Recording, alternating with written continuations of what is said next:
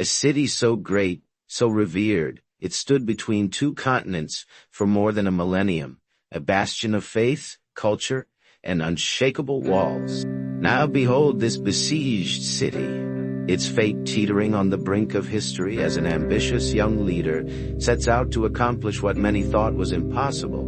Welcome to Ancient Civilizations. Today we explore the dramatic fall of Constantinople in 1453 and how Sultan Mehmet II's audacious conquest forever altered the course of history. Constantinople was more than just a city of the Byzantine Empire and a symbol of Christian resistance. Founded by Emperor Constantine in 330, it became a stronghold of art, religion, and commerce. Its location, strategically positioned between Europe and Asia, made it a center of trade and a bulwark against invasion. For more than 1,000 years, its mighty walls, designed by the genius engineers Theodosius, protected the city from countless sieges. But by the 15th century, the once mighty Byzantine Empire had dwindled to little more than the city itself.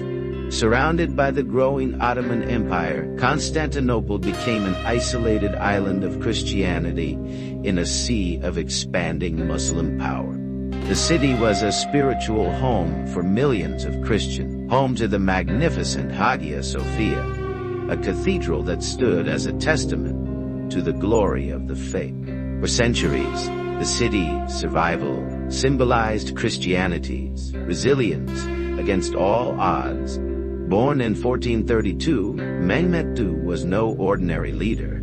Even as a child, he displayed an insatiable curiosity and an ambition that burned brighter than most rulers of his time. Fluent in several languages, including Greek, Latin, and Arabic, he immersed himself in the classics of literature and strategy.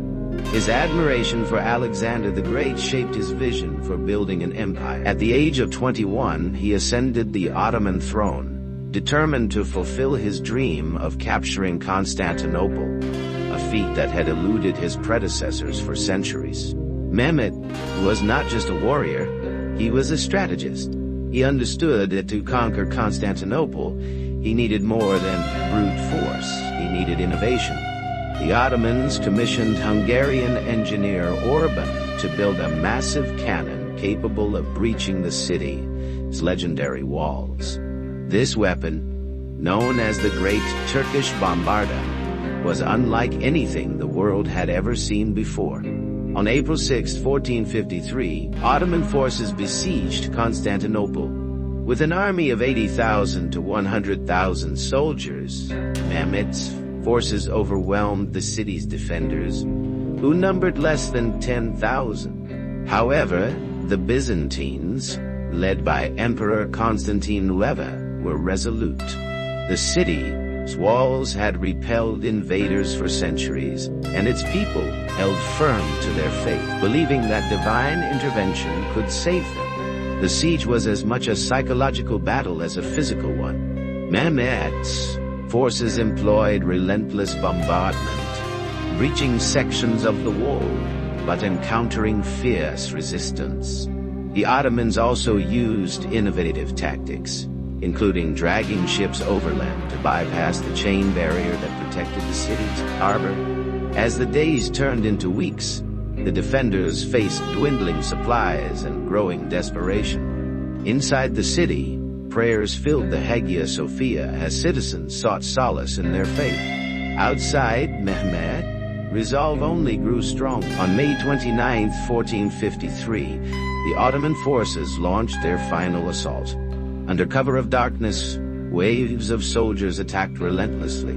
By dawn, the city's walls had been breached, and chaos had broken out. Emperor Constantine II is said to have died fighting valiantly, a poignant end for the last Byzantine emperor. As Ottoman troops advanced on the city, Mehmet II entered triumphantly. However, his actions surprised many. He ensured that the Hagia Sophia was preserved and transformed it into a mosque, symbolizing a new chapter for Constantinople. He also granted mercy to many of the city's inhabitants, solidifying his reputation as a ruler who valued legacy over destruction. The fall of Constantinople marked the end of the Byzantine Empire and the rise of the Ottoman Empire as a dominant force in the world. For Europe, it was a moment of deep grief. For the Muslim world, it was a triumphant victory. Mehmet II, known as the Conqueror, transformed the city into Istanbul, the new capital of his empire. It became a thriving center of culture, science, and commerce, uniting East and West. The fall also had a ripple effect on the rest of the world. It spurred European nations to seek alternative trade routes, leading directly to the age of exploration. In this way, Mehmet's conquest didn't just change one city, it changed the course of global history.